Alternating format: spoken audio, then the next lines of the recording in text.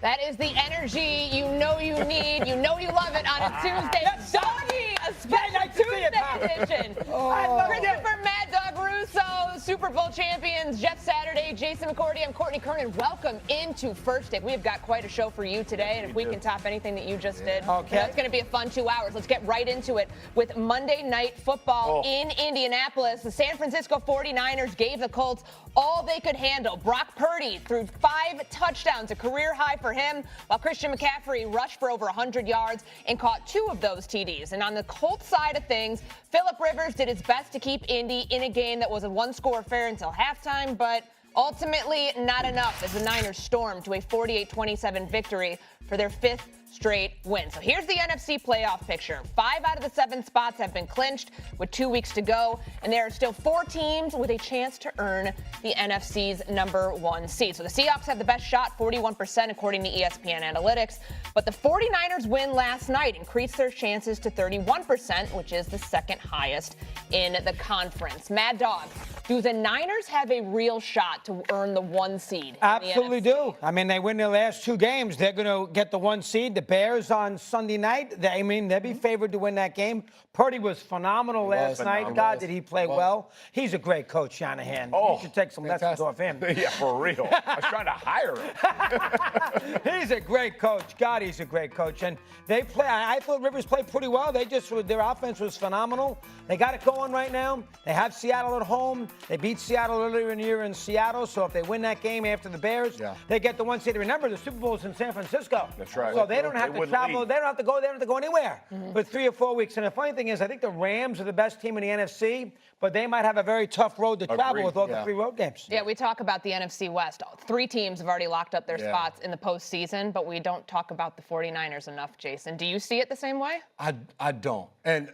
I say that I really like the 49ers. When you watched them last night, they haven't punted in 2 games. And Brock Purdy, not only him throwing the 5 touchdown passes, but you look at them in the run game, all of the stuff that Shanahan does. But for me, I look at Seattle, and that's the team that I feel like is going to walk away with the number 1 seed. You talked about them having to play the 49ers at home in Santa Clara. But this Seahawks team, when they lost early in the season, it was kind of fluky to the 49ers. And I think their defense is going to be the difference maker. Yes, Brock Purdy tore up the Colts defense. That's a defense that's without their starting cornerbacks. DeForest Buckner just got back. That's a defense that is hindered right now. When they go against Seattle, this is a completely different defense. And I look at their side of the ball, the 49ers, can you get pressure on Sam Darnold? If you can't, we get the best version of Sam Darnold out there. So I look at the Seahawks to be the team to beat and going to walk away with the number 1 seed going into the playoffs. It's interesting as I look at this the 49ers. I would say yes, they have a very good chance of winning this thing out. The Bears to me are the worst matchup. Like I get the Seahawks thing, but division opponents, right? Like you kind of figure, you know how those games kind of go. This Bears team, they match up well, right? They run the ball extremely well. San Francisco doesn't play the run great.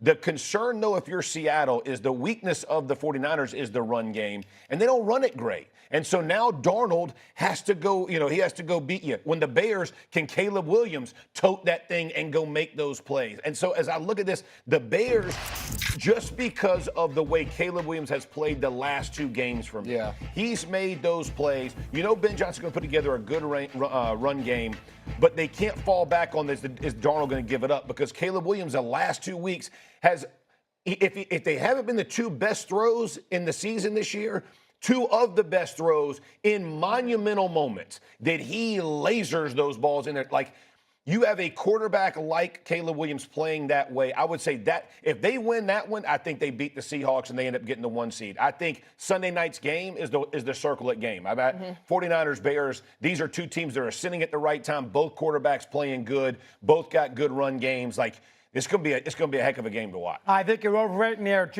Caleb Williams and the Bears. If they don't get the onside kick, we're killing the Bears for only scoring 9 points against the Packers if they don't get the onside kick. Right. without Parsons. So let's, for a change, can you Oh, calm my down a little bit, take word. it easy on Caleb Williams. Furthermore, on the 4th and 4 pass at 16-9, he almost threw the football out of the stadium. The kid made the great catch in the back of the end zone. Hey, Take it easy. Only Take it your easy. guy. Put it up there. Only your guy can catch it, doggy. You don't let There was anybody. nobody around It him, Jeff. doesn't matter. So you just think it. You got to think there's somebody could be there. But what I love is Mad Dog is saying that. He rolled with the 49ers. I mean, they've beaten the Titans. Like, this is a team that over the last week, they haven't really beaten anybody. When they played the Rams a few weeks ago, they gave up 40 points on that side of the ball. So, yes, you can nitpick the Chicago Bears, but I feel the exact same way about the 49ers on the other side And of that's that. everybody. Even the Rams, like, they're lost. Like, you got a 16-point lead and you lose to. They're a loud one, Jeff, aren't they? They were so good for That that. was, Panthers. was 2 That was weeks the ago the Panthers game. Panthers. Did we Yeah. allow that one too?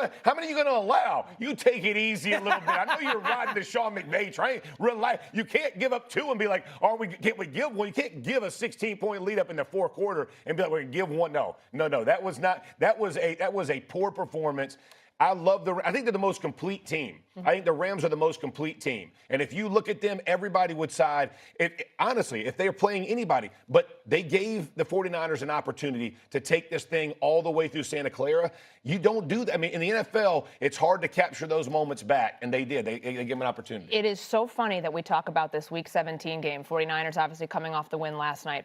Bears coming off the win against the Packers. I thought that was going to be for the 7 seed in the NFC a couple of weeks ago, but now if the Bears win their next 2 games and Seattle loses one of them, one of theirs, they're the 1 seed. Right. 49ers have a path towards the 1 seed. Yeah. There is going to be a lot happening here in Absolutely. the NFC down the stretch, the final 2 weeks of the season. All right, let's look at the other side of this game last night. Phillip Rivers going to the locker room at halftime as the 49ers are out there. I thought maybe he would have put some icy hot on. 44 years old. He finished the game 300 yards passing, 2 touchdowns, 1 interception. He had the Colts within a score in the 4th quarter. I think we have to look at his performance and gauge how impressed are you by what he did last night despite the loss? Yeah, super. I mean, listen, it's as inspirational as it gets, right? Like, you can't have a more dramatic story in what he's done. The problem is you got to win. Yeah. And that's the bottom line in the NFL, right? Is you've had 2 opportunities against 2 good teams to go win, and the Colts defense didn't do enough. Their run game didn't do enough to help Phillip Rivers. I was a little bit shocked, honestly, with the game plan going. And look, Phil did a fantastic job, and he's a coach on the field.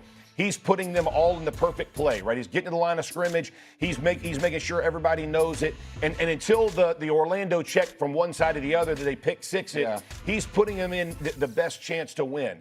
But the bottom line is you had to slow that 49ers offense down. You got to be able to run the football. And they just did not give JT nearly enough touches, in my opinion. You left it to a shootout, and Purdy's playing lights. And you see your defense. They don't even give a speed bump, man. Like, run game and passing game, they're getting torched. And so it frustrates you because you got to find a way to win those games.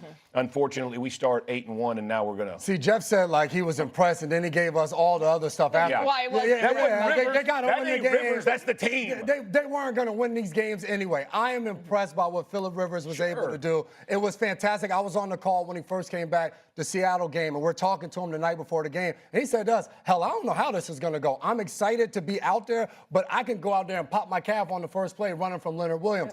He comes back the next week, and they had to throw the ball, Jeff, because to your point, their defense, they're giving up 40 points. So you have to be able to keep up. So watching Phillip Rivers, yes, does he have the arm to get the ball 50 yards down the field? No. But watching him get them in and out of plays, watching him throw with accuracy and anticipation to make a few touchdown passes, 44 years old was so impressive to me to be out there. With a 5-year layoff. And let's not forget, Courtney, it wasn't too long ago when Mr. Saturday did that Tuesday NFL list and had the Colts #1. I said, what are you doing? Tough day. I love him. Tough day for my guy. That was a bad one. That was a not bad. Yes, They were it was. 8-1. So what? What We all percent? knew They were that was 8-1. fraudulent They had and fake. 98% chance to make the playoffs. What is it?